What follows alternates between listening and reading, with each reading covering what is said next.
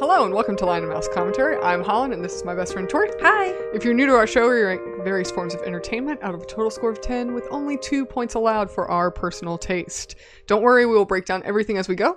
Feel free to agree, disagree, or just find something new to enjoy. Just be sure to tread lightly. There will be hot takes and spoilers ahead.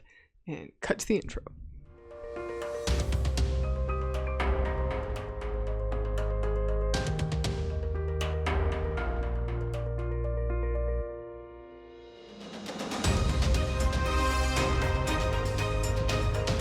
See, it's not that hard. I feel like you could get it. It's so hard. You know. Maybe in season 42, I'll finally have it. Yeah, maybe. Well, then we'll probably change the script. We'll be so old by then. We'll be dead. We'll be on our deathbed. Yeah. Alrighty, so for our last, this is our season finale. Is it season 4? Season 4 finale. Season 4 finale. Where are we in life? What is this happening? This is a Twilight Zone. Yeah. No, that was the last episode. I know. No, it wasn't. That was the problem. Okay. Yeah. Anyway. Anyways, go listen to our last episode. All right, so for our last and final category of this season, I chose the classic 1939 Wizard of Oz film. So I feel like everyone on the planet has seen this film, but if you have not, please go watch it and then come back and watch us, because it's a great film if you've never seen it before. It's historic cinema, like staple. Classic. Like you need to see it. So if you're not familiar with this, I have some information about it, and then we will get into our categories next. So this is some spoiler-free information. Just to give you some background on the film. So The Wizard of Oz is a 1939 American musical fantasy film produced by Metro-Goldwyn-Mayer, MGM. It was based on the 1900 novel The Wonderful Wizard of Oz by L. Frank Baum and was primarily directed by Victor Fleming, who left the production to take over The Troubled Gone with the Wind, which is another classic film. The screenplay is credited to Noel Langley, Florence Ryerson, and Edgar Allan Wolfe, but includes contributions from other writers. The film stars Judy Garland, Frank Morgan, Ray Bolger, Jack Haley, Burt Lahr, Billy Burke, and Margaret Hamilton. The music was composed by Harold Arlen and adapted by Herbert Stohart with lyrics by Edgar Yip Harburg. The film is celebrated for its use of 3-strip Technicolor, fantasy storytelling, musical score, and memorable characters. It was a critical success and was nominated for 5 Academy Awards, including Best Picture, winning Best Original Song for Over the Rainbow and Best Original Score for Stohart. An Academy Juvenile Award was presented to Judy Garland. It was on a preliminary list of submissions from the studios for an Academy Award for Cinematography in Color, but was not nominated. While it was sufficiently popular at the box office, it failed to make its profit until its 1949 release, earning only $3 million on a $2.7 million budget, making it MGM's most expensive production at the time. The 1956 television broadcast premiere of the film on CBS reintroduced it to the public. Because, fun fact, for those of you that don't know, movies used to only be released in theaters, and if you didn't see it in theaters, you missed it. You couldn't watch it again. So this was broadcast on CBS and reintroduced it to the public. According to the U.S. Library of Congress, it is the most seen film in cinematic history. In the inaugural class of 1989, it was selected by the Library of Congress as one of the first 25 films for preservation in the United States National Film Registry for being culturally, historically, or aesthetically significant. It is also one of the few films on UNESCO's Memory of the World International Register. It was ranked second in Variety's inaugural 100 Greatest Movies of All Time, published in 2022. It was also among the top 10 in the 2005 British Film Institute BFI list of 50 films to be seen by the age of 14, and is on BFI's updated list of 50 films to be seen by the age of 15, released in May 2020. It has become the source of many quotes referenced in contemporary popular culture and frequently ranks on critics' lists of the greatest films in history, and is the most commercially successful adaptation of Baum's work. So, what year was it that CBS put it on TV? Did you say that? 1956. 1956. Okay. So the cast includes, I did kind of recap it, but it includes Judy Garland as Dorothy Gale, the dog Terry as Toto, Ray Bolger as Hunk the Scarecrow, Jack Haley as Hickory and the Tin Man, Burt Lahr as Zeke and the Cowardly Lion, Frank Morgan as Professor Marvel / The Wizard of Oz, Billy Burke as Glinda the Good Witch of the North, and Margaret Hamilton as Elmira Gulch and the Wicked Witch of the West. And a little bit more information about some of the accolades and the budget. The film's initial release, according to MGM Records, during the film's initial release, it earned $2 million in the US and about $100,000 in other countries throughout the world for a total earnings of $300,000. However, in its high production costs, it resulted in not being a financial success and occurred a loss of $1.14 million for the studio. And it didn't break even until its 1949 re-release. So that was re-released in theaters. Mm-hmm. For Academy Awards in February 1940, it was nominated for Outstanding Production, Best Art Direction, and Best Special Effects. And then, like I said, it won Best Original Score and Best Original Song for Over the Rainbow. And then Judy Garland did win an Academy Juvenile Award.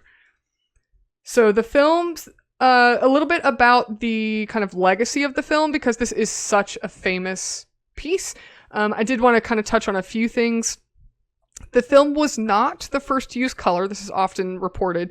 But the way the film was saturated with Technicolor proved that color could provide a magical element to fantasy films. It's iconic for its symbols such as the Yellow Brick Road, the Ruby Slippers, Emerald City, the Munchkins, and the phrase, "There's no place like home." The film became a global phenomenon and is still well known today. In 2018, it was named the most influential film of all time as a result of the study conducted by the University of Turin to measure the success and significance of 47,000 films from around the world. Wow. Using data from readers and audience polls, as well as internet sources such as IMDb. It would top the list in their study, which was followed by the Star Wars franchise, Psycho from 1960, King Kong from 1933, and 2001: A Space Odyssey from 1968. So those were the top 5. Wow. And it beat out all of those films. Interesting that Star Wars was lumped together as a franchise instead of individual films, but... In March 2017, Judy Garland's 1939 Decca single was entered in the National Recording Registry by the Library of Congress as music that is culturally, historically, or aesthetically significant.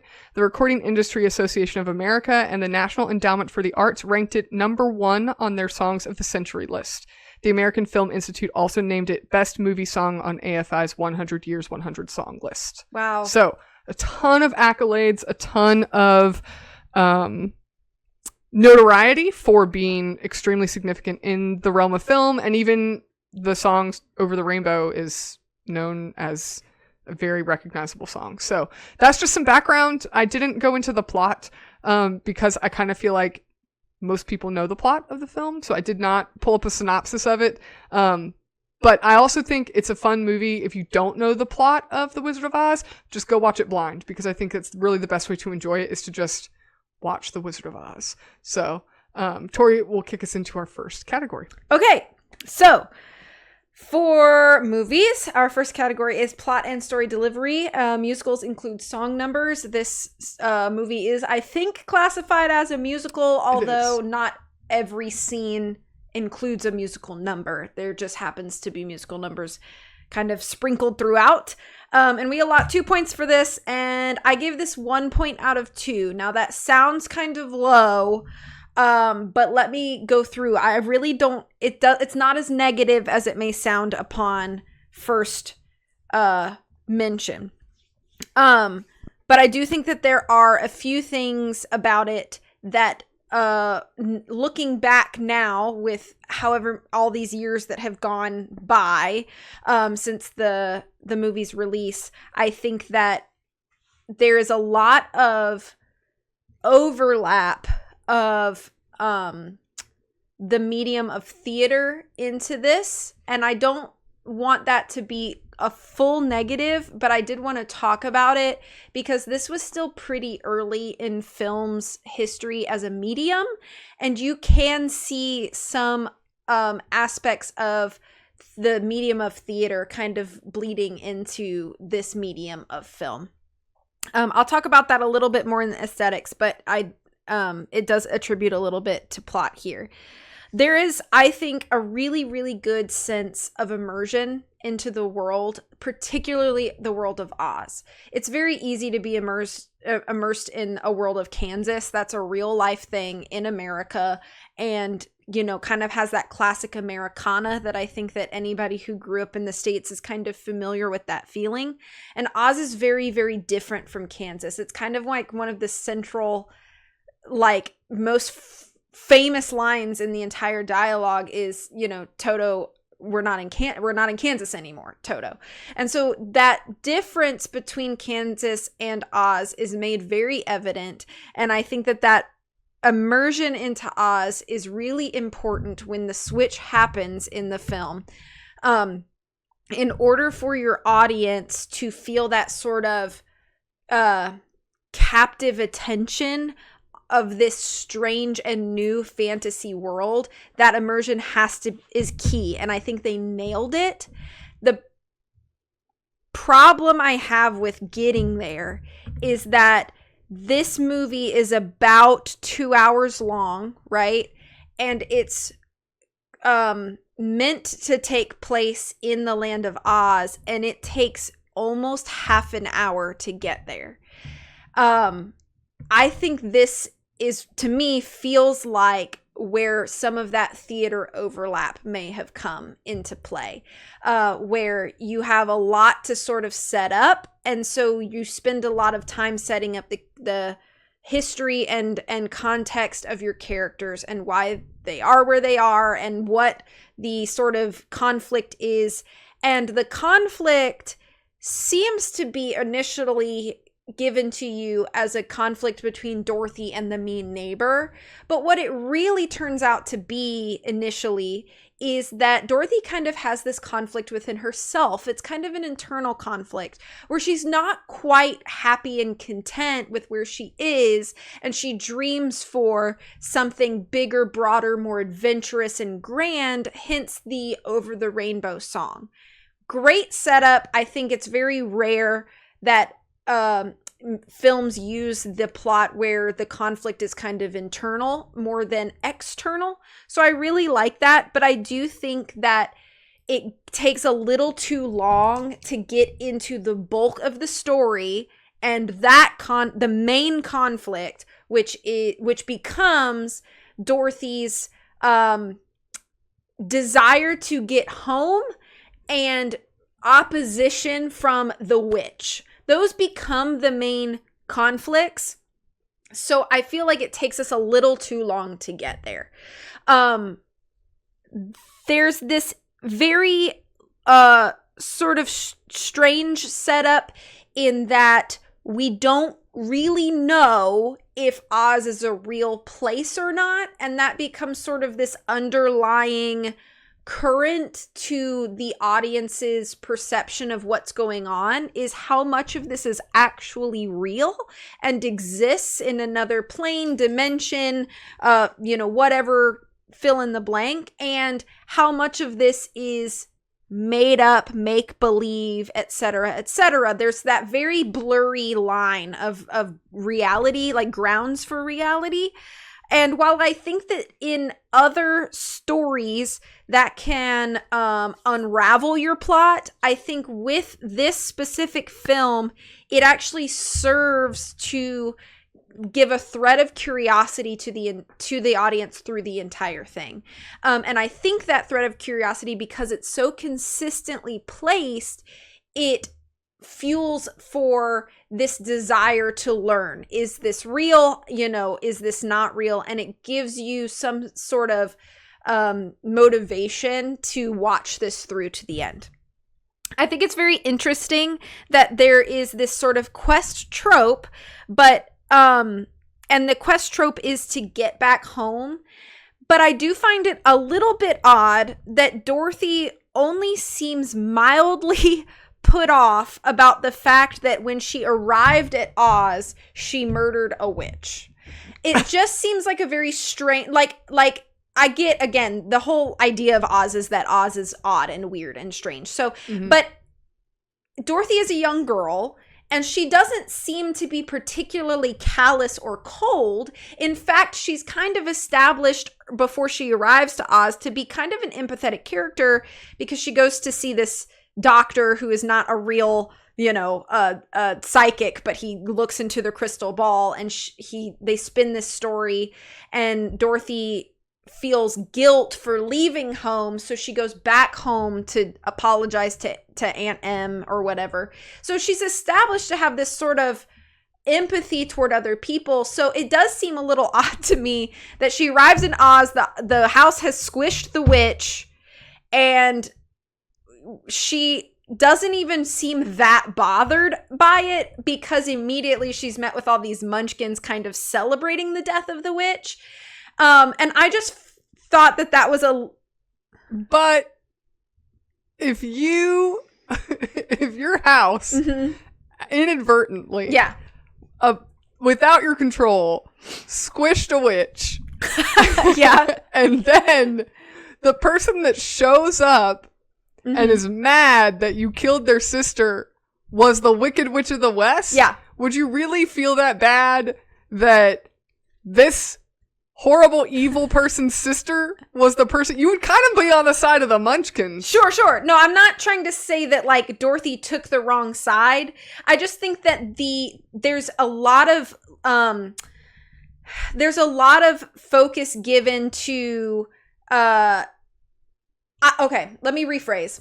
I think that there should be a balance of Dorothy's desire to get home and Dorothy's desire to escape the witch. And I feel like these two plot points are not super balanced very well, at least in the depiction of the dialogue and other supporting evidence that we get. It kind of seems like at least in the beginning, this does, I think, get more focus later, but I think in the beginning when Dorothy first arrives to Oz, those two plot points just feel a little, those two plot threads feel a little unbalanced. Instead of sort of sharing the same amount of urgency, maybe, is where I'm trying to go with that. So I just thought that was worth mentioning. I think that if I was trying to escape a witch who threatened to kill me because I inadvertently squished her sister with a house, that I would be as concerned about that as I was about trying to get home. And perhaps it would actually fuel and spur my desire to get home, because if I'm home, then this witch can't get me, kind of idea. I do think that the stakes are posed as high, and I think that that's good, but sometimes there are these small roadblocks, if you will, that kind of pop up, and they do resolve very quickly, like just within minutes. Like, for example, let me give you an example scene. When they arrive at the Emerald City and they knock on the door, and the doorman or whatever has the whole spiel with them about you can't come in or whatever, blah, blah, blah, blah. Within 60 seconds, they have convinced him to open the door for them. And I'm like, well, then that didn't really feel like a roadblock or like anything our characters really had to overcome, because it resolved so quickly. And there are a lot of really small moments like that. Now, on the plus side of these sorts of things, I think it helps to make the movement of the film feel like we are like seeing things and moving along in the world, and that, we come across something, we overcome it, and we move on. I just think that there may be too many vignettes, maybe, and not enough time on each one. It's like a weird balance. And so it was something that I think, yes, perhaps my personal preference kind of bleeds into this a little bit. I'm trying to keep it separated. But in specifically like moments like that, it's like you almost just want to see your character struggle just a little bit longer, so that resolution feels a little more satisfying. Like there's been some significant growth there. I also feel a little bit weird about the fact that once we're in the final confrontation with the witch, right? And they defeat her kind of unintentionally with the splashing of the water. And so this unintentional win, while it is a win and you've been rooting for the characters of Dorothy and the trio to win, and you're happy that they do, it almost feels like the success that they have in that moment is a little bit of a shrug, because it was so accidental and not intentional or like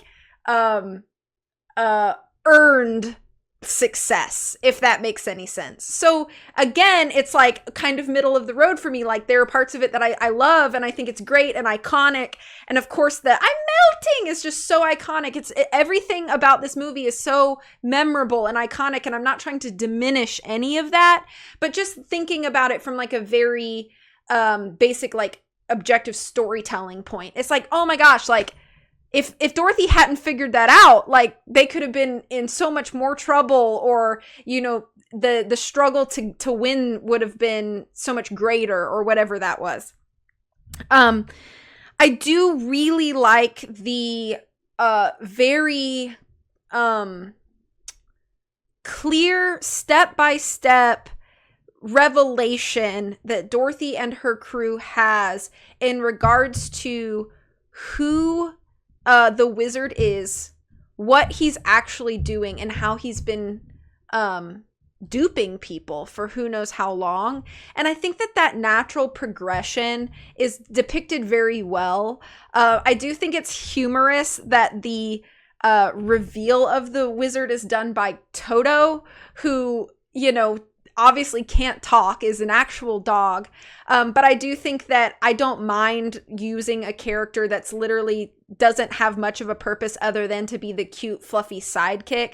I'm happy to give the cute, fluffy sidekick one significant moment that does help and move the story forward, other than I hate it when the furry sidekick's only plot device is, oh my gosh, my furry friend is in trouble, so I must help. And that does happen with Toto and the witch, where, you know, Dorothy kind of like tosses Toto and is like, run away. But I do appreciate that they do give Toto that moment to kind of contribute to the crew as well. And I think that that's very important for the plot. Now, I wasn't sure if I considered this, my final point, to be a positive or negative. And I ultimately decided on neither, so it's going to be a neutral point because of two things.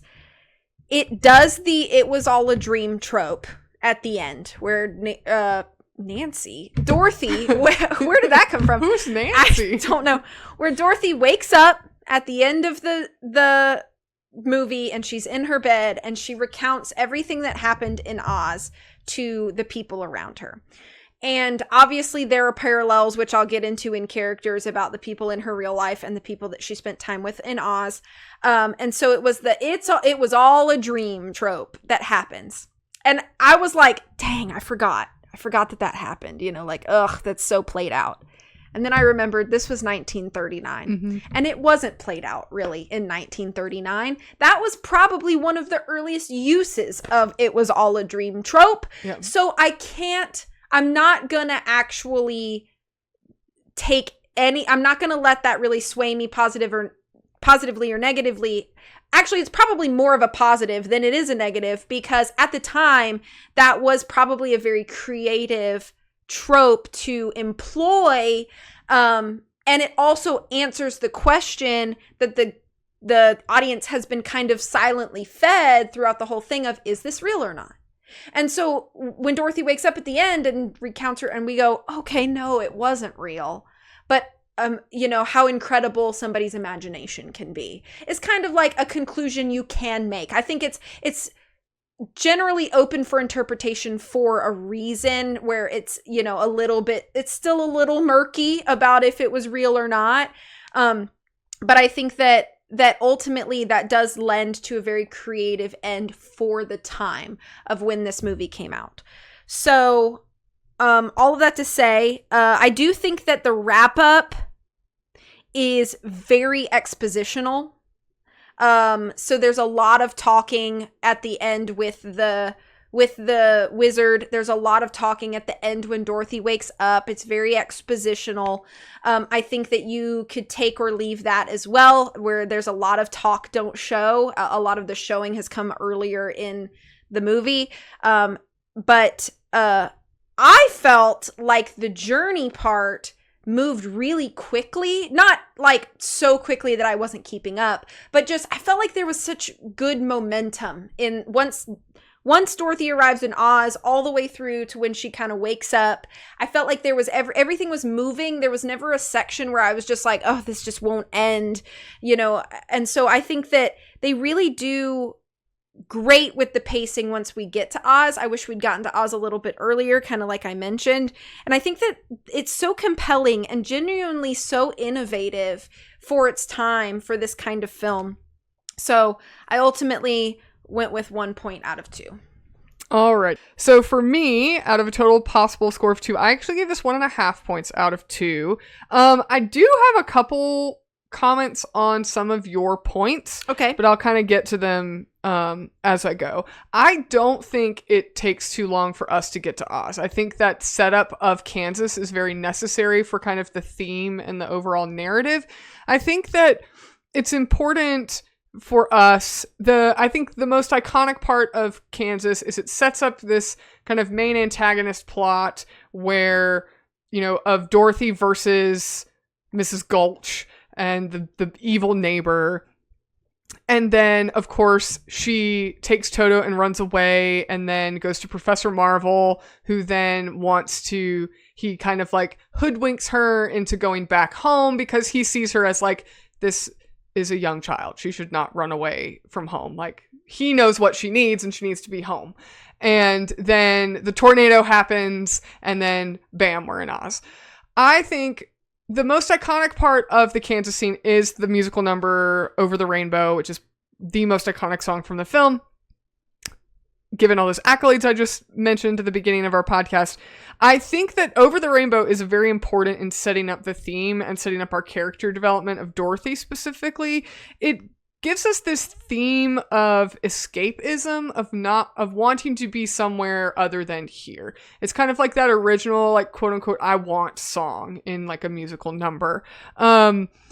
I think it has a universal appeal in the sense that this escapism that Dorothy is talking about, she's describing very literally, and she gets it literally when she gets to go to Oz, but that she also wants it figuratively as well. And I think that it's important that we have a little bit more time in Kansas at the beginning so that we see what Dorothy's environment is like and that it's not that bad. So that by the end, when Dorothy realizes there is no place like home, this family that she has, her aunt and uncle, these 3, you know, friends she has that are farmhands, they're good friends to her, they're kind people to her. We have to give her a good environment because I think that especially in modern media today, it's all about, I want the adventure will fulfill me.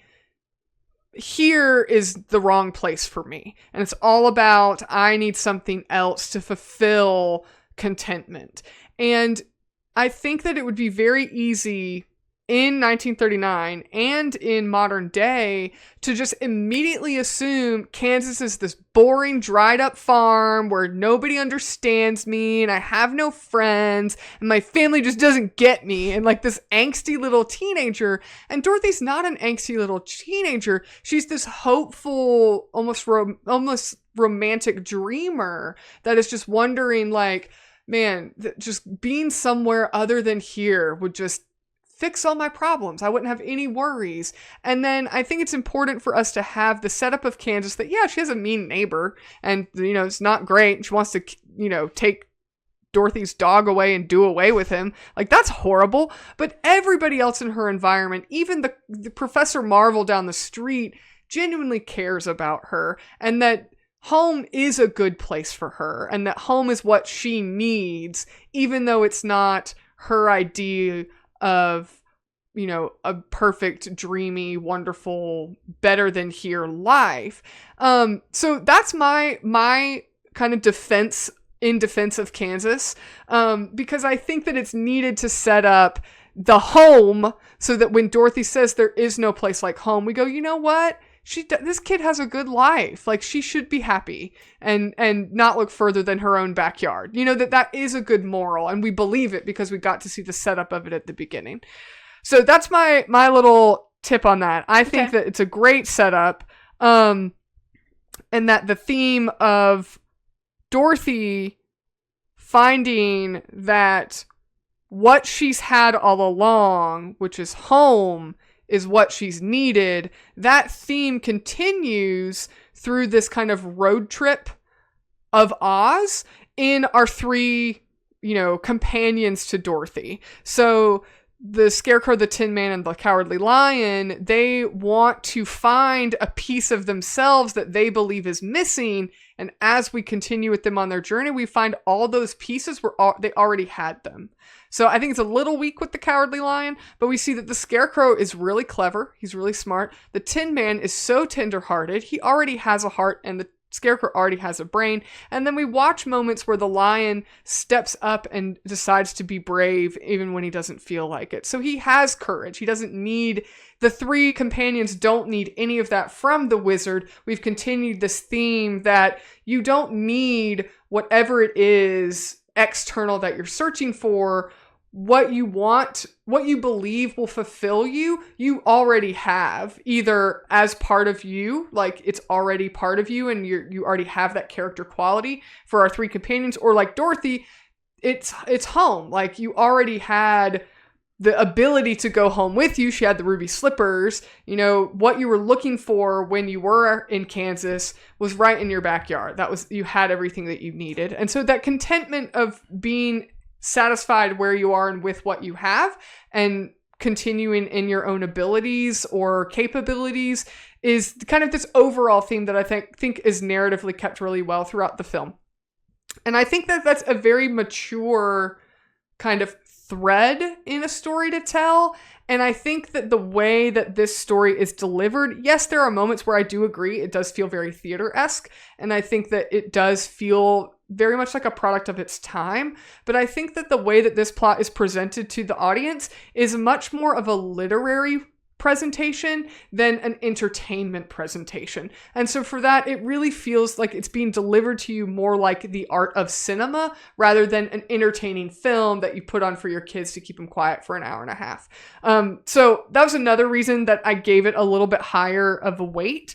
I think in Oz, once we get to Oz, we kind of have this Wicked Witch versus Dorothy. And I think it's just I don't personally see it as like the main premise of the movie is that it's Dorothy versus this Wicked Witch. I see it more as the adversaries that we have back home in Oz. So like Mrs. Gulch, we're going to continue to have adversaries in, the fantasy world as well. We don't, just because we're in this fantastical land of Oz doesn't mean we're free from trouble. Like we're still going to have those Elvira Gulches and the Wicked Witch of the Wests in our life that are constantly pushing us against us to make us feel like the place where we are is not a safe place or it's not a happy place, but that doesn't mean it's not still a good place for us to be. Overall, I like that we're finding this internal completion and we do have these external villains who are kind of pressing against us to be grateful for what we have or to be content in where we're at. And I like these nice little nods along the way where the witch, Elvira Gulch takes Toto and puts it in her basket and rides away with him on her bicycle, and Toto hops out of the basket. And then in Oz, the Wicked Witch takes Toto and puts him in her basket. In Kansas, Professor Marvel is looking in the crystal ball and sees that Auntie Em, she's sick. Oh my goodness, she's crying. She's missing you. And then in Oz, Dorothy looks into the crystal ball and sees Auntie Em. So even in Oz, where we don't know, is this real or is this fantasy, we still have these nice connections to Kansas throughout to kind of give us maybe hints that there are at least ties to Kansas, even if it's not necessarily like a one-for-one dream sequence, if you will. And then the wizard as our the end-all be-all that will solve all your problems, we continue this kind of narrative theme that he didn't solve any of your problems. He didn't give you anything. He doesn't take Dorothy home. He doesn't give the Scarecrow, the Tin Man, and the Lion anything that they wanted. He just gives them some arbitrary token that signifies what they already had. So it continues this kind of narrative. And I like that there isn't this because in life, there isn't this end-all be-all human that's going to wave a magic wand and solve all your problems. So you already, if what you need to develop within you, sometimes it's hardship and adversity that develops that in you or reveals the skills that you already have. Like, for example, the Scarecrow says he doesn't have a brain, but then when the trees won't let them pick an apple, he makes fun of them so that they throw apples, and we find out, okay, that was a really clever move. So he really is smart. He's clever just because he doesn't think he has a brain per se. Maybe he's not an Einstein, like, great thinker, but he still has, like, cleverness. So was it did he already have that skill and this hardship brought it out of him, or did that hardship kind of develop that character quality in him? How I think that's left up to the viewer to kind of decide.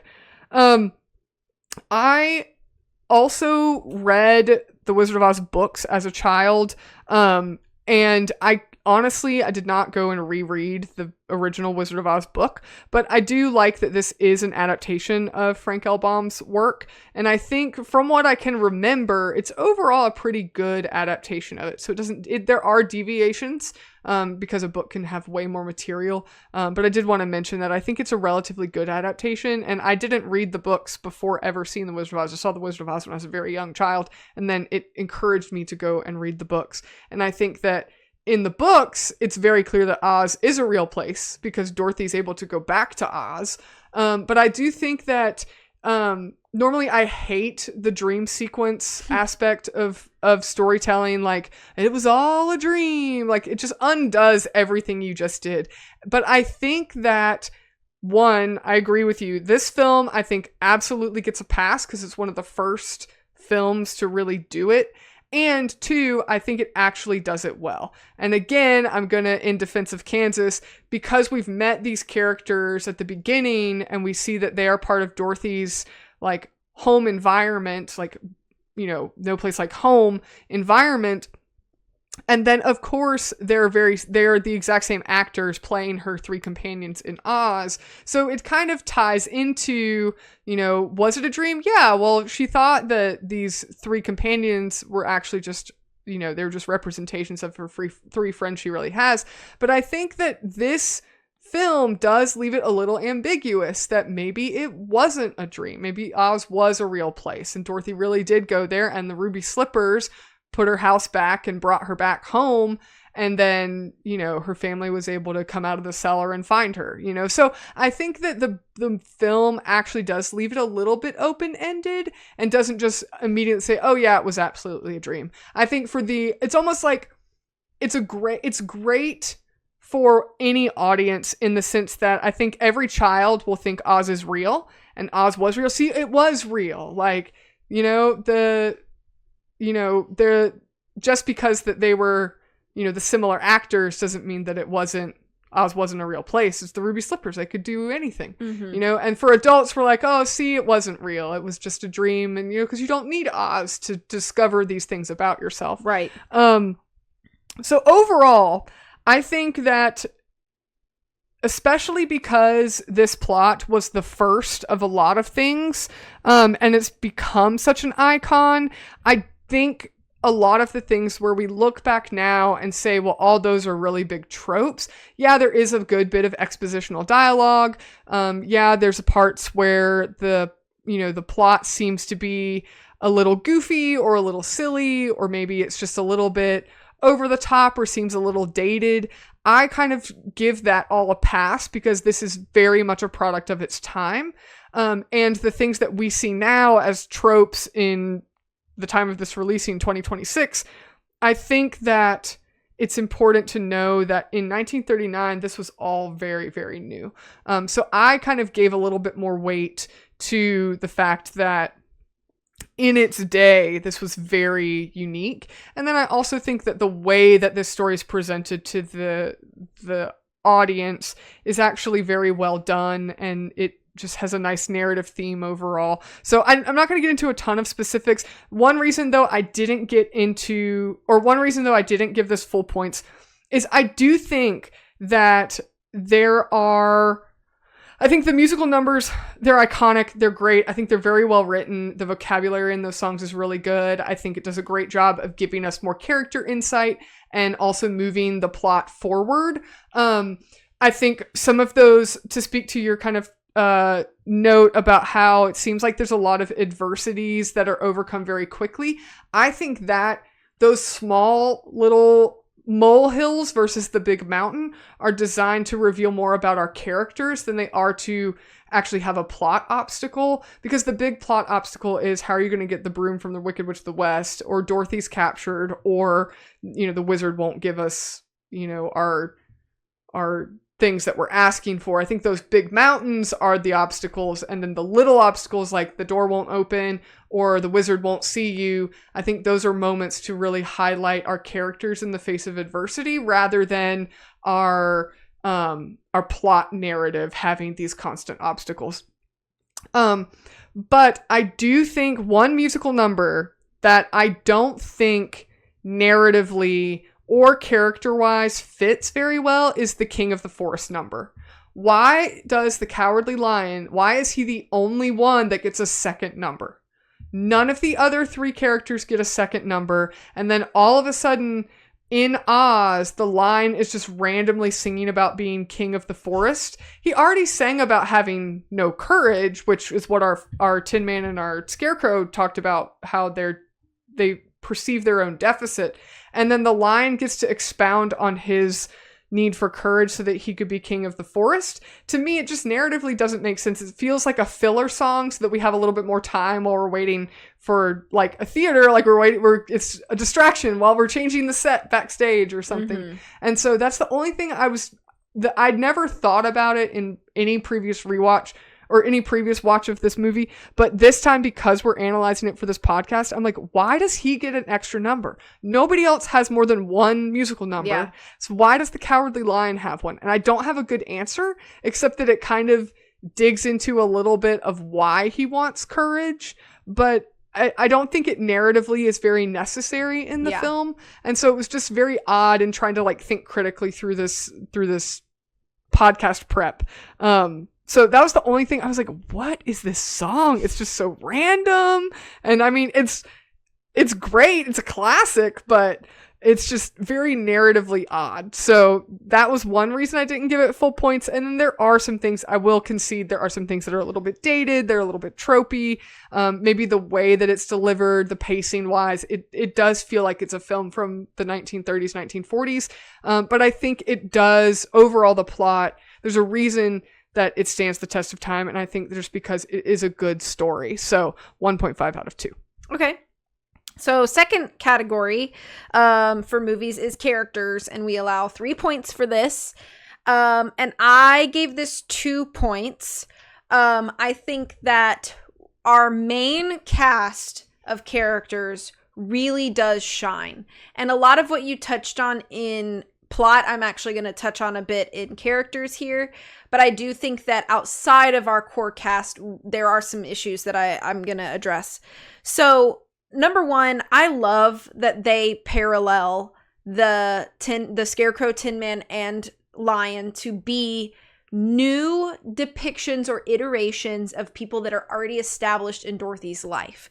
And I think that helps make Dorothy's sort of gravitas toward them or pull or draw to these characters feel very real and natural, because even if Dorothy does not recognize them as people she already knows, anybody who's paying attention to in the audience, primarily your adults probably watching this, kids may not make the correlation, which I think actually increases how clever I think this parallel is that with an adult, you're going to see the same men we just watched in the setup. For kids, they're going to see brand new people. And that parallel, that connection, that genuine friendship and relationship that just so naturally blooms, it does not feel like Dorothy is making naive choices to trust these strangers because of that. And I think that really, really is necessary for the fact that she's in a brand new world that she doesn't understand or know. It's very different from back home. And so any other presentation of these characters, you would be like, no, you're a small girl. Don't trust these strangers. That's crazy to do that. But this story gives the perfect pass to that, because these are just new depictions of people we've already seen.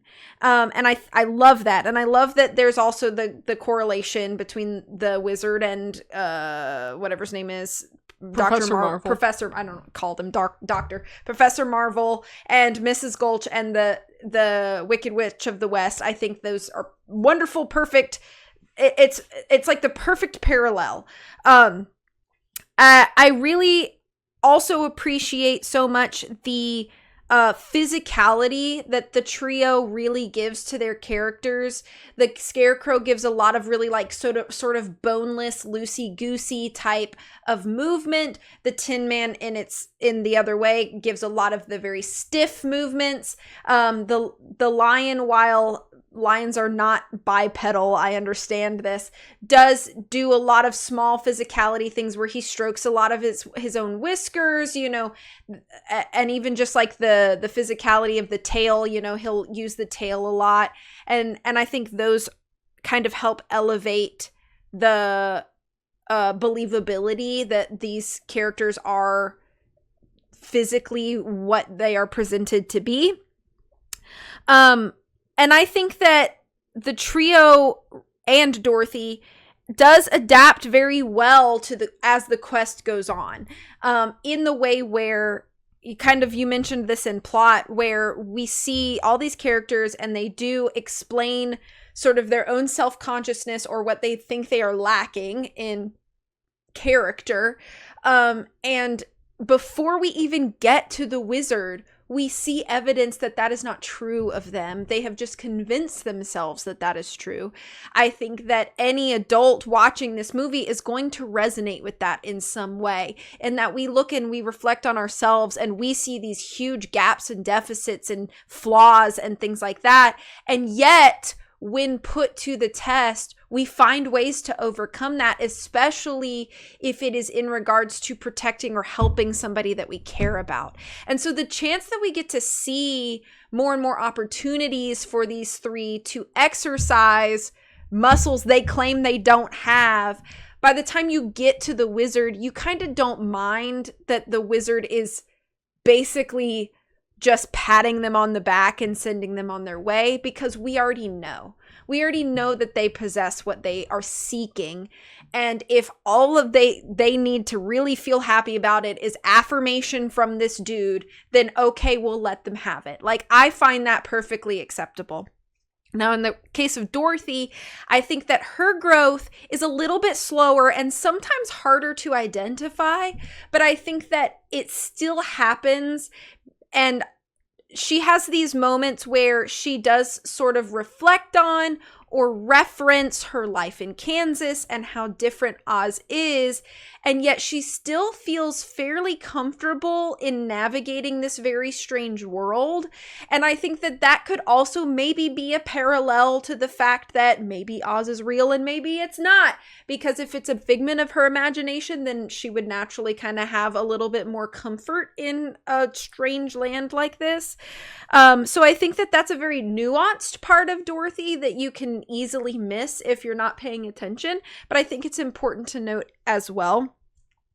And I also think that her realization that despite all of this, there really is no place like home, the classic line, I think is a very important way to kind of tie the bow on top, and ties her all the way back to her initial conflict, which is this sort of internal yearning for something bigger than Kansas, and realizing that she really doesn't need that. I think is a significant step in seeing the maturing of a young girl.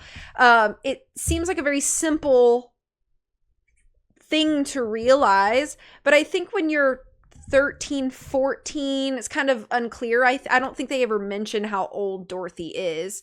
But it's kind of like what you would guess is 13, 14, maybe 15. And I think that's a very important thing to kind of realize, is that in your adolescence, as you're growing up, and everybody has these big dreams, and I'm not trying to say that you shouldn't, but knowing that you have everything you need where you are is an important thing to grasp, I think, in any stage of life. And so I'm glad to see that Dorothy really does encapsulate that toward the end.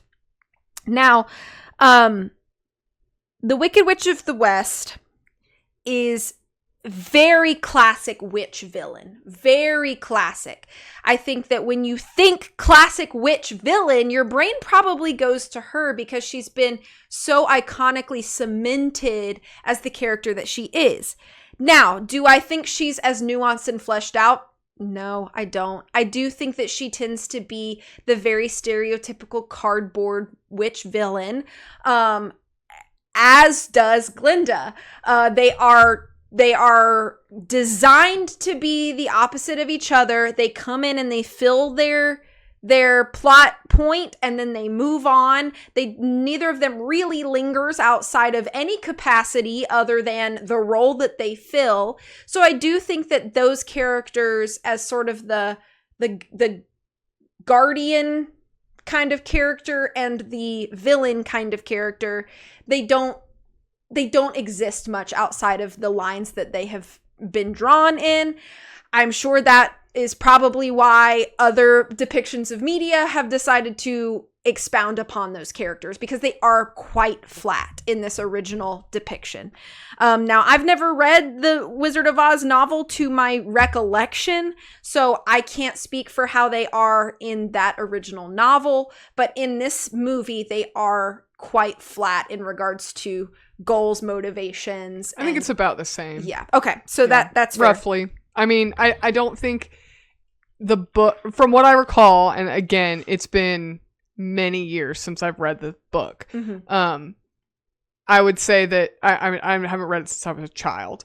I don't think you would gain any further insight than what you can extrapolate from their depictions in the film. Okay, that's fair. Well, then that is, in my opinion, a small negative there, because I think that especially with your villain, which we do get a why, which is I want to get back at you because you squished my sister.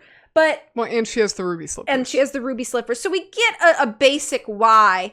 But as far as like any character trait other than vindictive, angry witch, we just don't see anything like that. We just really don't. We don't get any scenes really of the witch on her own, with the exception of giving instruction to her monkeys. So we don't even get any like monologue or anything to kind of like see into the mind of the Wicked Witch. So, and we don't get anything like that with Glinda either. Right. So again, they just are there to serve their purpose, and that's it. Also, side note, the monkeys are terrifying, and as a child, I thought so. I just think the design of the monkeys is so scary, and I don't know if that was what they were going for, but I do find them frightening even now as an adult. I think that is what they were going for. They are frightening. And so if you're a parent and trying to figure out when would be a good time to show your kid The Wizard of Oz, whenever you think they're old enough to handle the monkeys is when I would recommend, because they are pretty frightening and loud and very shrill, and they pick up Dorothy and fly away with her. Yeah, like they are terrifying. So the Munchkins. Let's talk about the Munchkins for a quick second. I think they serve a purpose well, which is to establish the fact that Dorothy is not in Kansas anymore. And so we have these very, and even just in the design of costumes and hair, and sort of like the town of Munchkinland is so bright and vibrant and very different. Mm-hmm. And they serve the purpose to welcome you into this very fantastical, different, odd, strange place. They do that very well. However, we do not get to learn about anything really about any of the Munchkins and Munchkinland. The extent of our understanding of them is that they live in this town, they sing a whole lot, and then they send Dorothy on her way. So we really don't even get the opportunity to like meet or understand like in what way the Munchkins may have been oppressed by these witches. Like, how were their lives negatively affected other than, you know, we're just glad that the Wicked Witch is dead. Okay, cool. I'm glad that you're glad. Tell me why it was such an issue. We don't even get like any real exposition or song exposition in regards to this. So they feel like once they leave, they are very removed from the rest of the story. And it almost, in a weird way, it feels like they're easily forgettable, even though while you're there, it's very loud and like it fills all the senses of a viewer. You're seeing all these vibrant colors and you're hearing all this loud singing, and there's lots of movement and dancing and things like that, and it's very entertaining to watch. But once we leave Munchkinland, it feels so far removed from everything else in Oz.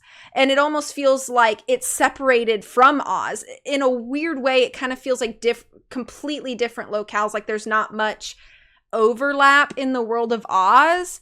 And I almost would have liked to see, you know, Munchkins in other areas or people from Emerald City in other areas, but everything just feels very, very far removed from each other in regards to locations. And I just feel like that was a missed opportunity in regards to that. And sort of the same thing with the Emerald City. We don't really get an opportunity to understand the people in Emerald City. And we meet the wizard and we find out he's been duping all of these people. And then does he actually ever answer for any of that in the film? No, because he still makes up something about him leaving in his balloon. He says he's going to go visit with his other wizards. And so I find that to be a little disappointing, is that this man can just get away with, you know, hoodwinking his entire city, and there's no like real consequence for any of that. He's not really like taken to any sort of level of accountability or anything like that. So I think that's a missed opportunity as well.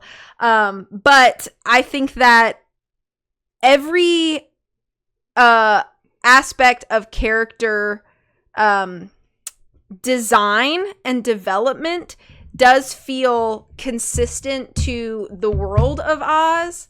I just wish there was a little more overlap and a little more opportunity to get to meet each of these types of people.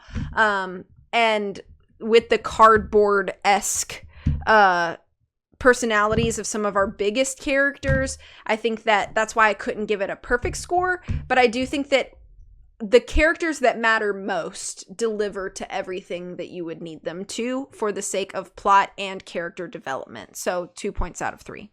Alrighty. So I also gave this 2 points out of 3.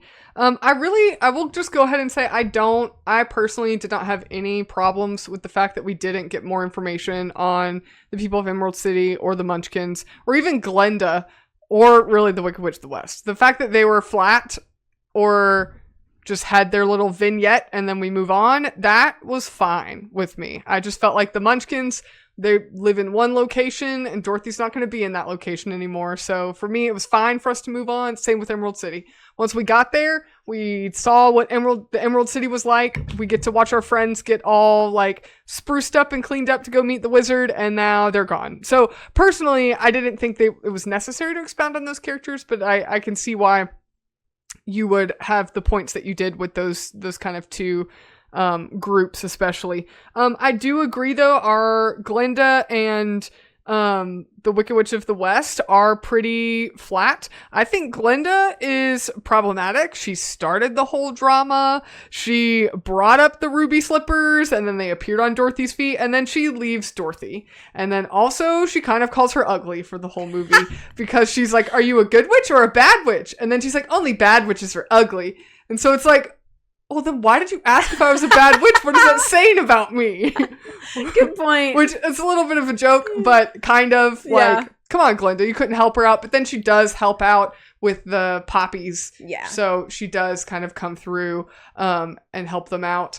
The Wicked Witch of the West, I don't particularly mind that she's a very flat villain. It's a very iconic villain. And I think that in kind of tying back to the overall kind of like narrative and theme, I think we don't have to know why like adversaries in our life are adversarious to us. Sometimes they just are, and we don't have a good understanding of why. And I don't think that's necessarily the point of the story. So I didn't mind that she was super flat. Would it have been cool if she had like an evil villain song? Yeah, absolutely. That would be amazing. I would not say no to that song. Maybe we could have had that instead of the King of the Forest number, and that would have kind of rounded her out a little bit more and given us a little bit more of like the why behind her. And maybe she could have gone into why her sister was so mean to these munchkins, and like maybe they have like a plan of ruling Oz and they don't want the wizard to rule Oz, and you know, things like that. But I don't think it was necessarily necessary for the story. But I do think our main cast of characters are done really well. I do think you could argue that our three companions, so the Scarecrow, the Tin Man, and the Cowardly Lion, I think are all pretty flat characters. They don't really have any qualities about them other than they're missing their respective elements, you know, a brain, a heart, and courage, and that's what they want to fill that. They need something to fill that deficit, and they think the wizard can fix that for them. And other than that, we don't really see any quality in them other than addressing those character flaws and showing their great loyalty and compassion for Dorothy. And I don't think our story needs much more than that, but I do think it's still important to note that they are relatively shallow characters. I don't think that Dorothy needs anything more than that, and I don't think we, in the narrative, need to round out our runtime to 2 hours and 15 minutes to 2.5 hours to get that. I think our story works well without it. But I think objectively, they are relatively flat characters. They have one quality about them, and then all three of them really care about Dorothy. And it's those moments where we get to watch them care about Dorothy and care about each other. I think that is really noteworthy in this story, and I think that's what makes them believable as a group of four, Dorothy and our three companions, because we get to watch them talk to Dorothy and want to help Dorothy find her way home. And so their compassion for her and their willingness to do whatever it takes to either help her, or then when the Wicked Witch captures her, rescue her. It's very admirable. And I think watching them bond together as a group is what's really needed in this story to make it believable. I kind of touched on them a little bit already, a bit in plot, so I'm not going to necessarily go into all of that again. Dorothy, though, I think really is like the highlight of the story.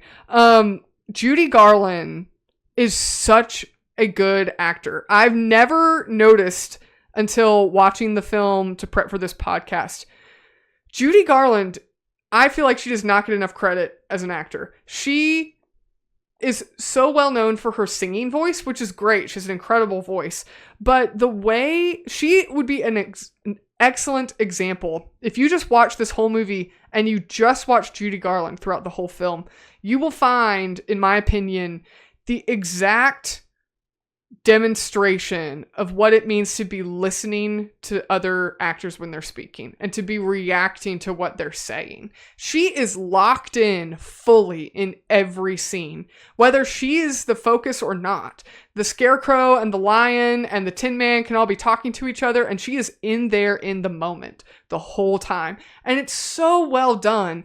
And it's to the point where we get to watch her believable as this kind of naive young kid that she cares so much about her dog, and then she might be a little bit naive when the wizard or Professor Marvel kind of fools her into going back home or convinces her to go back home.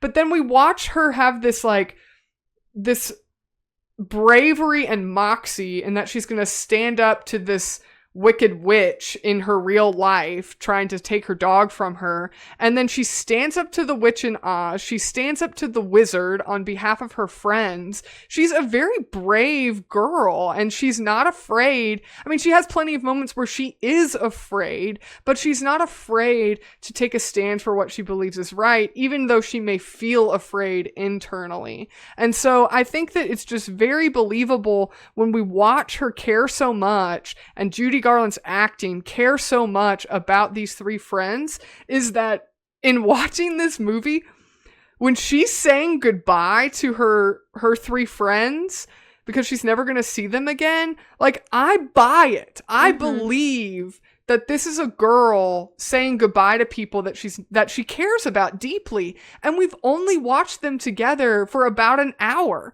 and I buy, like, mentally, I'm objectively watching this film and I'm like, we hardly got to know any of these people. They're pretty shallow characters, but watching Judy Garland care about them makes me care about them. And just like in our last episode, which if you didn't listen to it, go back and listen to it. In the same way that I can if I watch a movie and I don't care about any of my characters, there's a problem. If I watch a movie, it doesn't matter how poorly written they are. If I care about them at the end, then you did something right. And I think that credit goes to Judy Garland's acting. And so I really went back and forth on this category because I don't think these characters are overly deep. I don't think they have really complex arcs. I think that they do have arcs and growth and development and change, and they're different at the end of the movie than they were at the beginning. But I think Judy Garland's acting and our cast of four together really sell that these are four people that went on a really hard journey together and they care about each other through it. And then at the end, when they have to say goodbye, it's sad for your audience. You don't want them to leave. And because they've made an impact on each other. And you believe that because I think the acting is done really, really well in this film. And the characters are believable in their relationship with each other. Even though we may not know a ton about them, we believe that they know enough about each other to care this much. And then lastly, I just wanted to touch on, and I'm going to touch on this in the next category as well, but I think we have to acknowledge that Toto is in fact a character in this movie. Oh yeah. He's not just the cute furry sidekick. He's actually an individual character on his own. And in watching this film, I paid attention to what the dog was doing on screen, and that dog is acting. He is of course a trained animal. He is a very talented animal. His handler or trainer did a great job. He's been in numerous films, by the way, and I think it's actually a female dog. Yeah, has been in numerous films, by the way. An absolute star in her own right. But it's believable that this is Dorothy's dog. Yeah. It's not just a dog. There's so many films where the dog is a cute furry sidekick and they just sit there and you can tell the dog is like looking off camera at its trainer, just waiting for the next treat. And this dog is actually like moving around and following Dorothy and barking when he's supposed to and finding things and like putting his paw in the right place. And it's believable that this dog is a character. Yeah. And not just an object to be present so that Dorothy has something to like chase when he gets loose. And so I think that this is a rare movie, which I took account of this into aesthetics as well. I think this is a very rare movie where the dog is actually a character and plays a valuable role in the film, if nothing more than just being present with our main cast. He's part of the group. He's moving around and following and barking and hitting marks that actually mean things instead of just like, watch out, don't get kicked by the next dance number. So overall though, I went back and forth a lot, but I had to kind of settle on 2 out of 3. And the biggest reason I gave it 2 and not not less. I was leaning towards giving a little bit less, but because by the end of the movie, I cared about these people. And I think that speaks a lot to, one, telling a good story, but two, developing your characters and having your cast work well together and have good chemistry. And I think that is relevant in this category as well. So 2 out of 3 for me. All right. So our third category for movies is aesthetics, and we allot 2 points for this, and I gave this 1.5 points because I think that even though some of this was a little dated, they tried so many new things in regards to technology in this era that I just appreciate how much work and risk they were willing to take. I want to start with the very, very beginning of the movie, and I love that they start Kansas, or actually all of Kansas, is in a sepia tone. And it evokes such a feeling of humble beginnings, this sort of very real, grounded, old-timey, if you will, sort of understanding of Dorothy's world and her upbringing. And it also fuels her desire and dream of something bigger. And I thought it's such a beautiful juxtaposition for Dorothy to sing Somewhere Over the Rainbow while she lives in a sepia world. And I just thought that was so beautiful for them to make choices like that. And then what that means is that as soon as we cross over into Oz and this use of the brand new Technicolor, brand new to film, we people were just sticking their hands into using this. And that difference between Kansas and Oz just captures your eye, and it really captures this whimsy and sells the magic of this place and the fantasy of this world. And just visually, you could mute the film and feel the difference between Kansas and Oz. And having that aesthetic, visual and auditory, because we do jump into Munchkin Land, and I think that was the choice to make, because even auditorily now we are very different from where we were. So all of these choices that we have made from the switch between Kansas and Oz is the perfect setup that we need to go into this very different world. While it is a little bit dated now, I think that everything all together, knowing that so much of it was practical, the costumes, the makeup and hair, which are very strange and odd and very iconic now to the world of Oz, props, sets, they're holding up really well. We are over 85 years later at the time of talking about this movie, and I still see all of the physical, practical things that somebody with a hammer and nails, a sewing machine and some thread did to make this world come alive. There's so much care into just the building of the world of Oz, care that movies today sometimes do not take. And I just appreciate that so much. I did have a note here about how wonderfully trained Toto is. I put this into aesthetics, that where that dog feels, number one, like it belongs to Dorothy or Judy Garland. There's so much comfort. You can feel like they had a very comfortable relationship working with each other.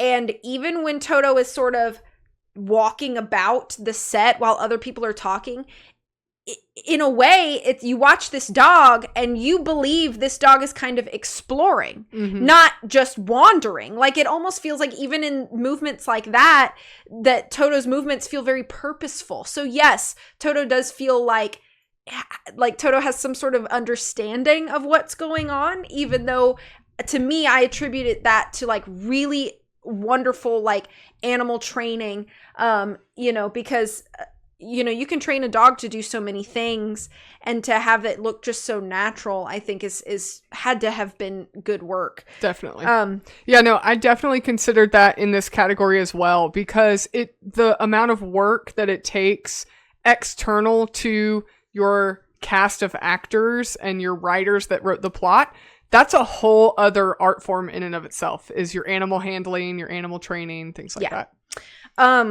There are an effect that I actually think still holds up really well, or at least in the... So I watched this through a streaming service, so I don't know if anything was touched, added, or whatever, but I thought that Glinda's bubble effect still holds up fairly decently for all this time later. Now, I don't think that about every effect, though. I think some of them are a little bit glaringly outdated at this point. One of those being the forest owls. They are like these very stiff, obviously not real styrofoam owls that they zoom in way too close to convince me that they're real. So I was like, oh, yikes. With the blinking red eyes. I was like, oh boy, that's definitely not real. Yeah. Also, there's a shot, and again, I have to give them props for trying this, because at the time there really would not have been a way for them to safely pull this off.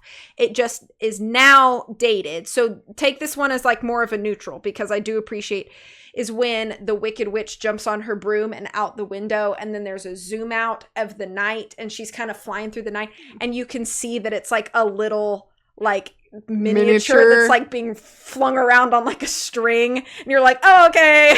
Yeah. So that one is a little bit of a break of immersion nowadays, but again, in 1939 they wouldn't have had much choice outside of that. Or like when the flying monkeys are carrying Dorothy away and her legs are going like this. Yes. It's like, hey, they tried. They did their best. And you know, at the time, people were probably like, whoa, you know? How did they do that? Exactly. So, and then there is a couple weird, like editing goofs. I think a couple weird things that it looks like we have reused a shot for a moment or something like that. A couple weird sound editing things. There's a time when they're in the forest when the Tin Man gets like carried up and then like dropped. And I don't know if this happened for you. Maybe it was the streaming service I was using, but the sound completely cut out for like 4 or 5 seconds. And I was like, maybe that was a weird thing. So I like rewound to see if like maybe it was just like a glitch. And it happened again, where there's no talking, no music, no background noise. And it was like starkly silent for like a couple seconds. And I was like, what is that about? Yeah. So I don't know if that's in other versions or iterations. I don't recall that happening. I watched the Blu-ray version, so it technically was remastered, I believe. Okay. And I don't recall that happening then, and I don't recall that being present when I watched. We actually, before the way we always watched it was actually recorded off of a TV broadcast. Okay. So that, I don't recall that being in the original broadcast either. So again, I don't know. That could have been a glitch. Take that with a grain of salt, but it was very stark and jarring for me in that moment. If your way to access the film is through streaming services, then your streaming service should have an accurate version. Right. So, but overall, I think it's so good. And I think it truly iconicized the genre and time era of cinema at the time, and really took so many risks in regards to like effects and, you know, even just world building aesthetically, that I think people could have been very off put by. And I think that the payoff for those risks turned out to be exactly what you would want as a filmmaker. So 1.5 points out of 2. Alrighty, so I gave the same score, 1.5 points out of 2. I agree with a lot of the points you had. I agreed. I had those written down as well, so I won't rehash all of them. But yeah, absolutely. I think that the visuals of this film just really are iconic. But yes, there are some moments that are a little bit dated. One of the things I thought was really dated was in the Twister scene when Dorothy's sitting in her bedroom and looking out the window. A lot of those, I'm like, okay, that's actually pretty good, except the one with the cow that's just standing there still, and he's supposed to be flying through the air, but his legs are just like 4 legs like this, just moving across the screen. Everything else, I was like, okay, you know what? That actually looks pretty good. It's like the people rowing in a boat, and of course the witch on her bicycle turning into the witch, and the twister scenes, and even the effects of the twister at the beginning when you're seeing the funnel cloud from a distance and then Dorothy's walking through the wind moving past her. I remember as a kid, I'm like, how did they do that? Yeah. Like, there's no way. Did they have to wait till it was really windy to film it? Like, I was trying to figure it out as a little kid. But yeah, I think that the sepia, your points on like the sepia being used in Kansas and then pushing into that color in Oz, that cut behind Dorothy and she opens the door of her house and is in sepia tone, and then when she actually steps into Oz, she's in full color. Iconic, absolute iconic. And then, like you said, I agree, like the Munchkins are these like wild and wacky characters with weird hair, and like their voices are all really goofy sounding, and they have like very odd and eclectic clothing, and there's like kids popping out of eggshells and the coroner comes out, and it's just like, what is this wackiness going on here? It's great. It's perfect contrast between Kansas, where there's pigs being herded and, you know, farm animals. Everything is just coated in normalcy. Yeah. And now we have this in Oz. It's great. It sets us up for a great rest of the film. There are some continuity issues between shots. Some things like move around, like for example, or just change. I think in one shot, the character of Zeke, who is the Cowardly Lion, is feeding the pigs, and he has a bucket overturned, and you can see into the bucket from the camera. I'm right behind my microphone, but it's okay. I think everybody understands. You can see into the bucket, and he's dumping it into the pig trough, and then it cuts to Dorothy, and then it cuts back to him, and you can clearly tell that the level of feed in his bucket has changed pretty drastically. Which again, I feel like it's not so noticeable unless you're looking. I honestly didn't notice. But there are moments where things seem to kind of move in place a little bit, or some, you know, Dorothy's hair is in a different position, and it's not overtly noticeable, but you can tell, like, all right, they didn't, back then, it wasn't as much about, like, continuity because your audience didn't care. They weren't watching for those tiny little details the way people do now. And back then, you couldn't pause anything. You were watching it in the theater. So if you missed it, you missed it. I also think there are a few sound mixing issues that there were. Some of the audio in certain parts of the film were either recorded afterwards or the microphones on set didn't capture it very well. But again, that's just kind of a product of its time. I think the choreography is great in the dance numbers. The movement I kind of attributed here into the way that the Tin Man and the Scarecrow move very differently. The choreography, the way that they all kind of walk together down the yellow brick road has become such an iconic shot. But then the Tin Man is walking very differently than the Scarecrow, and those are very intentional blocking character moments. Yes, but it's also choreographed very well because this is a dance number. When they're singing "We're Off to See the Wizard." So that I thought was great. All of the choreography, the moving pieces in just the welcoming to Munchkinland and the Emerald City, those two scenes, the choreography, all those pieces are moving. We have horses and carriages and dancers and people moving and props moving, and it's incredible the amount of moving pieces that all flow really, really seamlessly. I also had a note about the birds. The animatronic birds was a little corny, but otherwise the makeup was really good. The sets were absolutely incredible. I do think Munchkinland, that kind of overarching like panning shot of the water and the flowers, it's very clearly like silk flowers, and that water is very much like a sound stage. So in today's era, it looks very dated and staged, literally. But again, it's a product of its time, and it was something that wasn't really done. Like, I remember when I rewatched this for this podcast, I watched it with my parents, and they were talking about how when they were growing up, the only way you could watch it was on television broadcast, and how visually this was just the pinnacle of special effects when they were kids growing up. Just like, it was the most incredible, like detailed, beautiful, elaborate film. And it makes sense why in its day it wouldn't make a profit until it was re-released in theaters, because all of those sets and all of the things, all of those costumes, somebody had to purchase the materials, and then a team of people had to craft them. So of course it would be MGM's most expensive film at the time, because it's wildly expensive. But even the flying monkeys, I think their costumes look very, very dated. The masks of the monkeys and the way the actors are, it's very clearly a person in a fake suit. It doesn't look like a real monkey.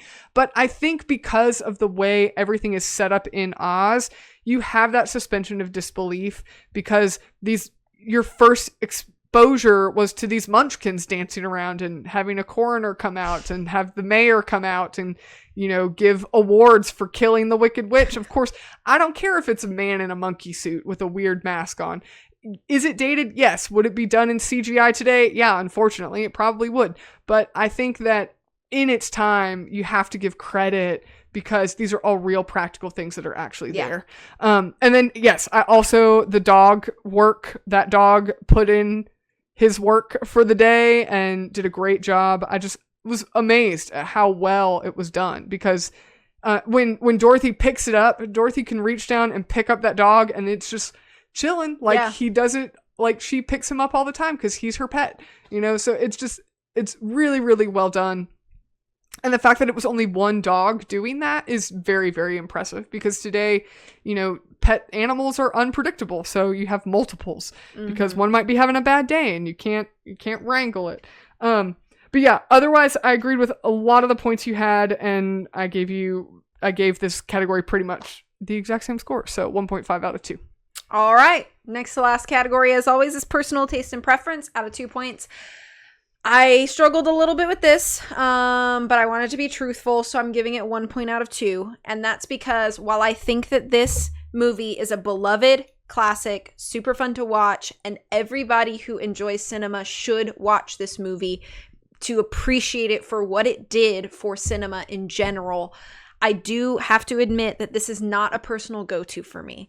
It's a movie that I watch maybe once a decade, and it's usually with other people. It's not a movie that I personally seek out a lot, and it's not one that I repeat a lot. It's not for any fault of the movie. It's not that I'm like, well, I just don't like it. It's just that I just don't go to it. I prefer other things. If I were to talk about classic movies, there are other classic movies that I prefer over it. So it's not for the fault of anything. I don't want to make it sound like I'm putting it down for anything, or I think that it did something wrong and that's why I don't continuously consume it. I just don't continuously consume it, and I think that's okay. But I do think that if I were to be talking to somebody who's not very well versed in cinema and they were like, what are some classic movies that you think that everybody should see? This is absolutely among those that I would list off to somebody. So 1 point out of 2. Alrighty, so I, for personal taste and preference, actually just went with my gut, and I gave this 2 out of 2. So in prepping for this podcast, I had not watched this movie since I was a child, and I found myself genuinely enjoying this film. The fact that it's such an iconic work and Judy Garland's acting carries the film, and it's a bit of a reflection piece on Americana and the optimism and hopefulness of the American spirit. I think it's just an absolute classic work of art. So I really just, in watching it, I was like, I genuinely enjoyed that movie. The fact that it is so iconic, it is so beautiful, and I think it's just it's a piece of Americana, and it's a reflection of the kind of hope and spirit of, the American spirit, if you will. And so I enjoy it every time I see it. It's a classic. It's not one, I literally have not watched it in well over a decade. So it's not one I'll rewatch, but pretty much every time I see it, I'm like, man, that's a good movie. So because of that, I was just like, well, I just got to go with my gut here. There's very few movies that every time I watch it, I'm like, man, that's a good movie. I'm so glad I watched that movie. And this is one of them. So 2 out of 2. That's fair. All right, and last category is creativity. We allot 1 point, and I had to give this full credit because how can you not? I'll be surprised if you don't, but let me talk about it. So not only have we agreed multiple times already throughout this episode how milestone-y that this film is, how iconic this film is, how it changed media or film for what it was at the time, and it played with so many different things and experimented with so many different things. I think the iconicness of this film is to be celebrated, absolutely. But I also, as I was watching it, and this is just amusing, so allow me this, but I don't know if this is intentional or not. But it feels a little bit like there may be some parallels to the story of Alice in Wonderland. And I don't know if that's intentional or not, but I noticed that it kind of has this sleeping girl arrives in a weird world, unsure if it's real or not. The goal is to get home. There's a lot of navigation in regards to that. There are people that come in, and now I do think that the people that come into Alice's world are not quite as lasting as the trio of Dorothy. But there's also a question posed in both plots that's repeated multiple times in both productions. And that is the question, who are you? And I found that to be interesting. Now, I just recently saw a production of Alice in Wonderland, so maybe that's why it was on my mind. But I found the comparison to be very interesting, and I don't know. Also, they both wear blue. I don't know. So I don't know if that was intentional or not. It was just amusing that I wanted to talk about. It does not in any way affect my creativity because I think they're far enough removed that you can argue that they're not related to each other. They may just have similar or overlapping concepts to them. But I think that as far as The Wizard of Oz, did it do something new for its time? Absolutely. And I think that going in to see I can't imagine what it was like to go into the movie theater in 1939 and to watch this movie. I would imagine so much of it is just so unpredictable to you. And so while you're watching and navigating the story of Dorothy and her navigation through Oz, it probably felt like you were also in a way sort of trying to navigate something new, because not only was the world of Oz new, but just the way that they depicted this new world had to just feel so fresh and new and like unidentifiable in a way. Mm-hmm. And now we get to look at this film 85 plus years later and identify things of it because it's become so important to pop culture, especially in America, but I would argue worldwide as well, that even if you've never seen The Wizard of Oz, if somebody says The Wizard of Oz, you know what they're talking about. And the characters of Dorothy and the Wicked Witch and you know, the Tin Man and the Scarecrow and the Lion, they have become like pillars of pop culture at this point. And the ruby slippers are on display in the Smithsonian because they've become that beloved to lovers of film. And so I don't think there's any way that you can give this less than 1 point for creativity. So I also give this 1 point for creativity. I was about to be like, are you about to let me down? Or am I about to eat my words? Nope. I, of course, had to give this full points for creativity. It's iconic. And pretty much everything about this movie has impacted American cinema and American pop culture. I mean, it's parodied, it's referenced. Somewhere Over the Rainbow is a classic song. It's just a classic song. It's moved beyond the film The Wizard of Oz and has transcended into American culture.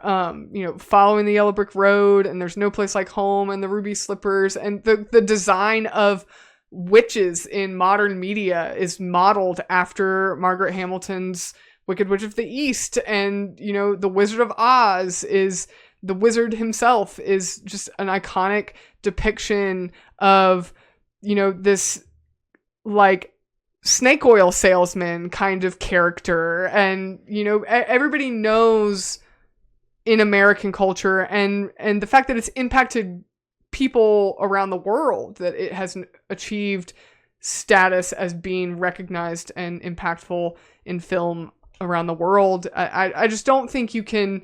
This is exactly what this category is for pieces of work that maybe this isn't the best plot. It doesn't have the best characters, but it absolutely has become an icon.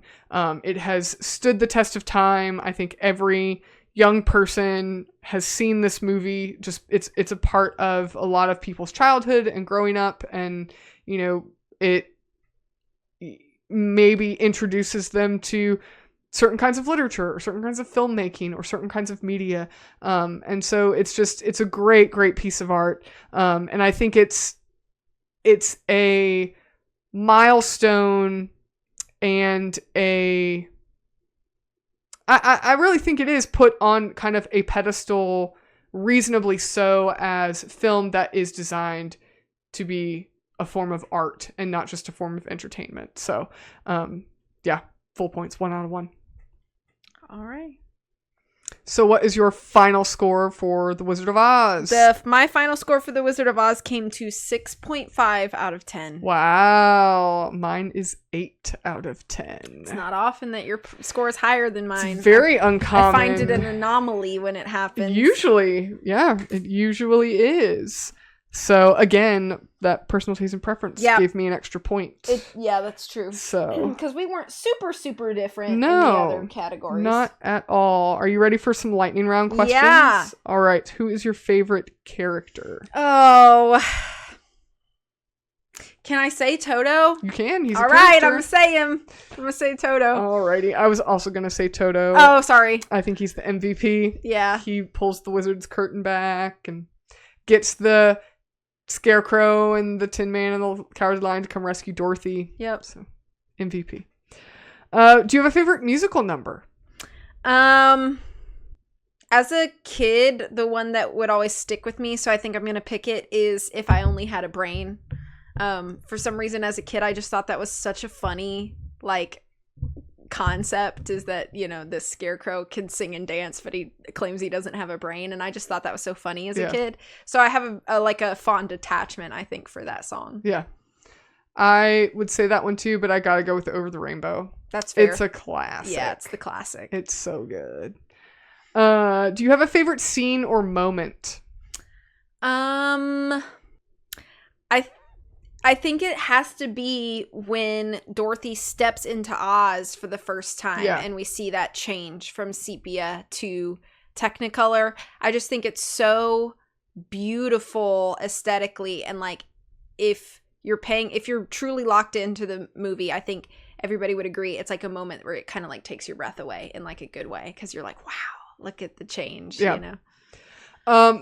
In this watch through, my favorite moment was when the gang first meets the Cowardly Lion and Dorothy smacks him and he's immediately starts crying, and there's a shot where it's the Cowardly Lion and then Dorothy is facing him, she's closest to him, and then the Scarecrow and the Tin Man are behind her, and he is crying and she's looking at him, and then he touches his nose and he says, "Is my nose bleeding?"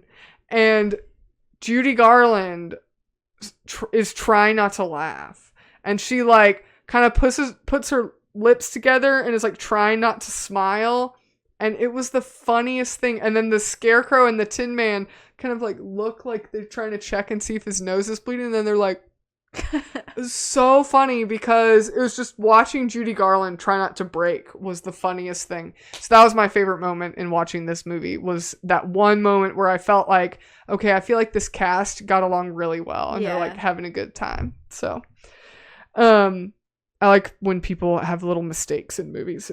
I think it makes it more fun to watch. What was your least favorite moment, musical number, character, etc.? Least favorite? Yeah. Least favorite thing about the movie, or it's those dang creepy fake owls in the over the monkeys? Yeah. You hate the fake owls more than the monkeys? Yeah, I think so. Wow. Because to me, it was like the only big major moment where I was like, this is absolutely not real. Like, at least the monkeys are like real people acting. Yeah. So it's like, even though I know they're not monkeys, obviously, it's like, I at least buy it for what it is. With those birds, I was like, no, those aren't real. Somebody cut those out of styrofoam and painted them. The little blinking eyes. Yeah, it was just so bad. Little I thought. red eyes. That's my least favorite thing. Least favorite. I don't know my answer to this question. I was very confused at the King of the Forest musical number, like how it fit the story in this watch through. But I don't dislike that number. I thought it was funny. I think it's entertaining to watch. But I was puzzled during that part. I don't know. I don't like Glinda. She's like my least favorite character. That's fair. She's annoying. She's like, I'm here to help you. Just kidding. Goodbye. Like, come on, lady. Yeah. What? You're useless. I'm just going to wave my wand and make it snow. That's it. That's all I did the whole movie. Bye-bye. And then she's like, well, why couldn't you have told her that she had the reason? She wouldn't believe me. She had to find out for herself. That is a cop-out, Yeah, that is Glinda. a cop-out. That is a cop-out. You could have told her. If you were one of the four main characters, who would you be and why? And it can be like a serious reason, or it can be like just a goofy reason. Okay. I am kind of leaning toward the Scarecrow because I think that sometimes I question my own capabilities in regards to like my knowledge about something and my application of that knowledge. But then if the opportunity arises where I need to, I can pretty much always figure it out. So I think that would be my answer. So you're saying you're the Scarecrow because you're a genius. That's what you're saying. No, I'm not that. But that I can find the resources to learn about things if I must. I think I would be Dorothy because I would fight a neighbor if they tried to take my dog away. That's so valid. Or you can't pick your dog up with one arm. No, I can't. She's a little too big. Yeah. But, yeah. That's what I'm gonna say. Okay. Not quite as serious of an answer. No, that's fine. Or I thought you were gonna say you would be the Tin Man because you cry. When you cry, you rust. I think I'm too generally emotional to be the Tin Man who claims he doesn't have a heart. But that's the thing, he's so emotional. I guess then okay, I could change my answer to that. I do think I'm very emotional, sometimes unnecessarily so. And you just rust and go stiff when you start crying. Yeah. Just disassociate after I cry. No, you just freeze in place. Yeah. It's supposed to come and sprinkle you with oil. Yeah. An oil can. If you had to take a journey with one of Dorothy's companions, who would you take? Dorothy. No, you don't get to pick Dorothy. Probably the Scarecrow. Yeah, I'd pick the Scarecrow too. Yeah. He's the most practically helpful, I think. Yeah. And he can his stuffing can come out and he's okay. Yeah, so if you were in like a tight space, you could condense him way down. What? Just shove his head through something? Yeah, sure. Yeah? And then shove the rest of him? Yeah. Throw the rest of them? Yeah, and be like, all right. Put yourself together. Yeah. That would be handy. He could get squished and he'd be fine. Be all right. Yeah. Yeah. Yep. That'd be pretty handy. All right. If you had to write a new adventure for Dorothy in Oz, what kind of adventure would you pick? For Dorothy? Yeah. She's going to go back to Oz and you have to come up with an adventure for her. Wow, this is a difficult question. It's Oz. You can make anything up. I would say let's have Dorothy expose the wizard. He left. Okay, all right, then I have an idea. let's have Dorothy run for office in Emerald City. Become the new wizard? In a way, but then she will have to navigate how to handle the very odd citizens of Oz in a way that is forthcoming and transparent. So it's a political drama. It's a political drama now. I see. Yeah. And there could be uprisings and, political rallying and petitioning and protesting. And ballot box. Yeah, scene. and the it'd be like an episode of Parks and Rec. Yeah, basically. like a city council meeting. Yeah. Everyone's just like, because I tripped in the park and you owe me money now or whatever. And Dorothy's like, oh no. Toto, what should we do? My chief advisor, Toto. Yeah. So that's the best idea I have on the fly. It's not bad. It could be like instead of a drama, political drama, it could be like a sitcom. Yeah. Yeah. I would want Dorothy to follow the red road that's at the beginning and find out where it goes. See where that goes. Yeah. Maybe it'll take her to the Witch of the South, who says she's a good witch, but she's not. So there's like a backstabbing situation. No, but she's just like, it's like the Wicked Witch of the West and the Wicked Witch of the East. And you have the Glinda, the Good Witch of the North. Well, who's the Witch of the South? That's a good question. Maybe that's a good question. It's supposed to be good because then we have Wicked, Wicked, and Good, Good. Yeah. But maybe she's not really good. Maybe she's not really good. I mean, Glinda's obviously kind of a jerk, too. Yeah, so maybe there's something going on with her. Yeah. Or maybe she got... morally gray. Maybe she ran away and, she needs to be retrieved to bring balance back to the elements. Oz, yeah. When she's the world the needed Avatar. her most, she vanished. Yeah, she's the Avatar of Oz. Yep. She's got a big arrow painted on her head. Well, she is in the South, so, Avatar stole the Wizard of Oz. It's true. That's what it was. Any final thoughts? No, I'm good. All right. Well, thank you guys so much for joining us on this episode.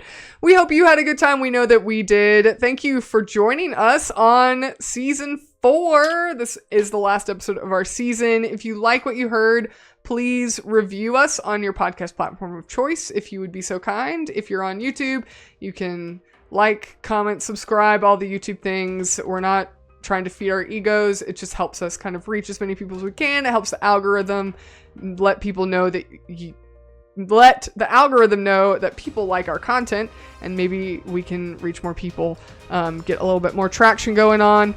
But if you would have something you would like to suggest for us to review, you can leave us a comment down below on Spotify, YouTube, our social medias, or you can go to our website at lionandmousepodcast.com. There you can see all the links to our content, our show notes. There's a suggestion box on there as well if you want to suggest something to write. Suggest something for us to review. Thank you guys so much for watching, and we will catch you in the next one.